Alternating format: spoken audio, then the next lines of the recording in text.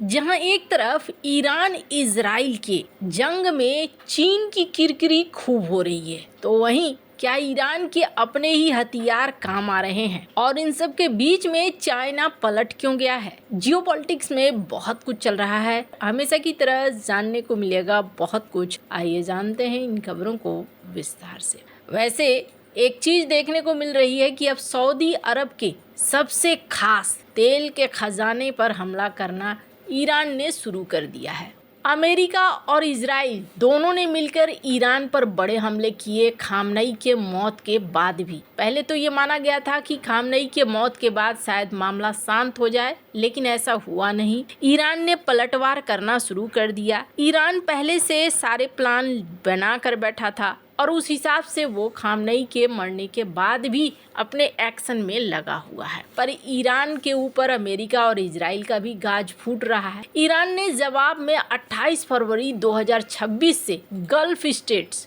UAE, Saudi अरब, Kuwait, Bahrain, Qatar, Oman, इन सब पर strikes करने शुरू कर दिए हैं। अब ईरान ने कहा था पहले भी कि अगर हमला हुआ तो गल्फ स्टेट्स को भी निशाना बनाएंगे, क्योंकि वहां यूएस के बेस हैं। अब इस हमले में क्या हो रहा है, अरामको वगैरह जो तेल रिफाइनरियां हैं उनके ऊपर भी हमले हो रहे हैं। अब से पहले ऐसा नहीं हुआ था। ईरान ने गल्फ पर 800 ड्रोन्स, 300 से 400 मिसाइल्स फायर किए हैं। यूएई ने 541 ड्रोन, 165 बैलिस्टिक मिसाइल्स रिपोर्ट किए हैं। कुवैत ने 283 ड्रोन्स और 97 मिसाइल्स। बहरीन ने 145 ड्रोन, 45 मिसाइल। टारगेट में खास तौर पर है यूएस मिलिट्री बेस, जैसे यूएई में अल-धाबा, बहरीन में 5th fleet, critical infrastructure, airport, Dubai international, Kuwait air, दमन पोर्ट, ओमान, होटल्स जैसे कि बुर्ज अल अरब, रेसिडेंशियल एरिया, ऑयल फैसिलिटी, ये सब कुछ आ रहा है।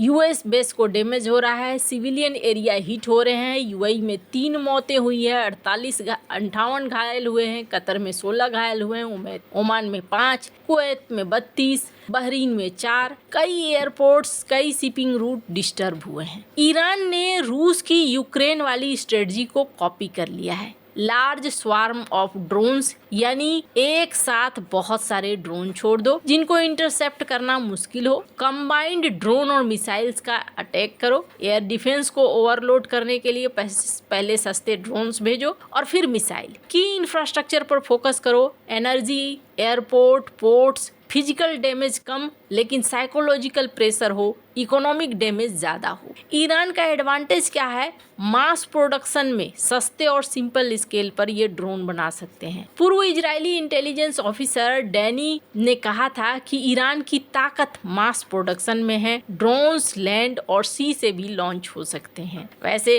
पूर्व CIA अफसर क्या, एक बयान सुनिए। They have the ability to defend the nest, and they have the ability to defend themselves against conventional missiles. There's no clear defense against a hypersonic missile. The Iranians have them. They've purchased them from the Chinese. They've also purchased them from the Russians. Well, we're not sure that we can defend against an Iranian supersonic missile. We've all studied the Gulf of Tonkin. We've all studied 9/11. We've all studied Pearl Harbor. If the Iranians actually do sink an aircraft carrier, you're right. It's World War III.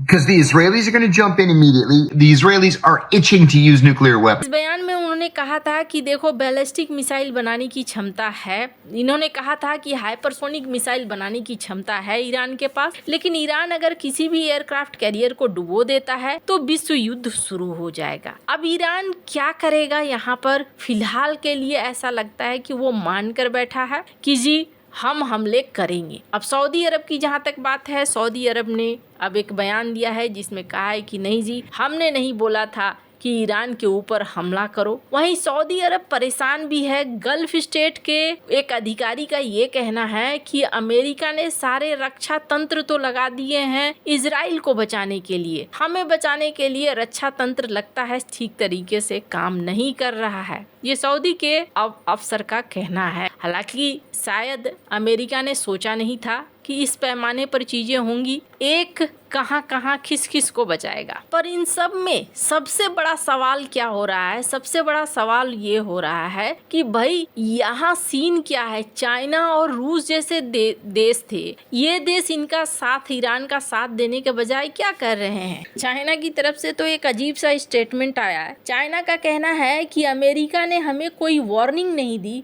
कि वो Iran पर हमला करने जा रहे हैं। दुनिया भर में ये चर्चा हमेशा रही है कि नवंबर तक में ईरान में हमले होंगे, दिसंबर तक में हमले होंगे। पिछले साल की ही बात हो रही थी। खुद हम लोगों ने भी कई वीडियोस बनाए थे इस पर कि ईरान पे हमले हो सकते हैं। जिस तरीके से व्यू चल रहा है, जिस तरीके से राजनीति चल रही है, क्या चाइना को पता नहीं होगा? पहली बात। दूसरी बात, चाइना डेली की इस खबर को देखिए। इनकी फॉरेन मिनिस्ट्री कहती है कि नहीं जी, हमने कोई हथियार नहीं बेचे हैं। जबकि सीन क्या है, इस बार चाइना की पोल पट्टी बुरी तरीके से खुल रही है और इनके हथियारों के बारे में पता भी चल रहा है कि इनके हथियार कैसे हैं। चीनी हथियारों को सस्ता लेकिन पावरफुल अल्टरनेटिव बताया जाता था। लेकिन पाकिस्तान की बात करें, वेनेजुएला की बात करें, अब ईरान में भी ये बार बार फेल हो रहे हैं। समस्या सिर्फ ग्लिच नहीं है बल्कि सिस्टमेटिक है। खराब इंजीनियरिंग, कमजोर सॉफ्टवेयर, इलेक्ट्रॉनिक वॉरफेयर के सामने बेबस, मेंटेनेंस की कमी, रियल वॉर में अभी तक इसका परीक्षण नहीं हुआ था। चीन के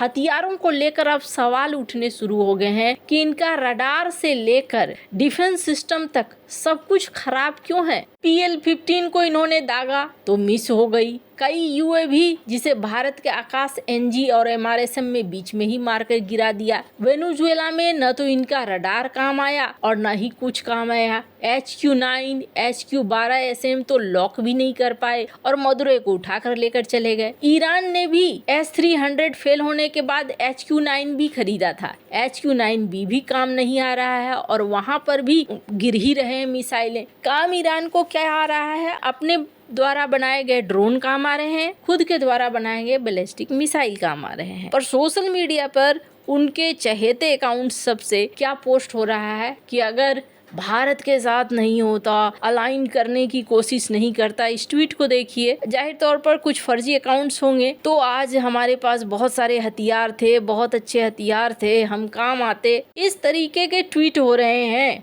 PLA ओवरवेल्म, ये इनका कहना है। जबकि चाइना ने 25 साल का पैक्ट साइन किया, काफी सारा पैसा इन्होंने ईरान के अंदर लगाया है। भारत ने तो कुछ भी नहीं लगाया है, फिर भी ये ईरान का साथ देने नहीं आ रहे हैं। रूस की बात करें तो रूस भी अपने खुद के युद्ध को पहले प्रायोरिटी दे रहा है और ये सच्चाई है। कोई भी ऐसा ही करेगा, पहले अपने घर के युद्ध को छोड़कर क्या करेगा, वो किसी दूसरे के युद्ध में टूटेगा। और इन सब की बात छोड़िए, ये जो देख रहे हैं ये है दुगिन जो कि राष्ट्रपति पुतिन के गुरु माने जाते हैं। अब दुगिन क्या कहते हैं? दुगिन कहते हैं कि एक बार ईरान अगर खत्म हो जाता है ना तो फिर अगला नंबर है रूस का। अब आप जरा सोचिए, दुगिन इस बात को कह रहे हैं कि ऐसा नंबर है। इससे क्या पता चलता है कि ये देश खुद में ही लगे हुए हैं। ईरान किसी युद्ध में डायरेक्ट पड़ना नहीं चाहता है। रूस के पास अपनी समस्या है और OIC जैसे संगठन किसी काम के हैं नहीं।